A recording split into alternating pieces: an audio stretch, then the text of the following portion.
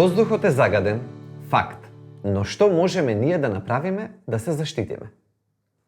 Нема бегање од загадениот воздух, но тоа не значи дека сме целосно безпомошни.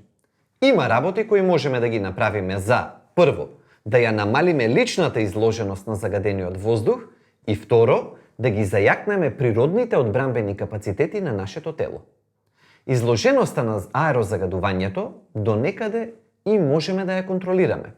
Прво, што помалку надвор, толку подобро, особено во попладневните часови.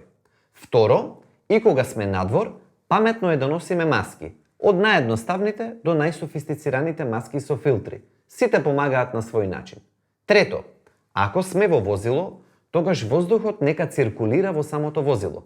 И конечно, во своите домови, доколку сте во можност, набавете прочистувачи на воздух и чувајте ги или во детската или во спалната соба. Нашите тела имаат механизми за соочување со нападите од загадувањето. За да ги зајакнете истите, внесувајте доволно антиоксиданси, особено витамин С на дневна основа. Користете додатоци за витамин Д со цел да го зајакнете својот имунитет и создадете навика за дневна употреба на следните видови зеленчук: зелка, брокула или карфиол. Загадувањето за жал е присутно, но освен патување на викенд надвор од градовите, сепак можеме да направиме уште нешто за да си помогнеме. Не сме безпомошни.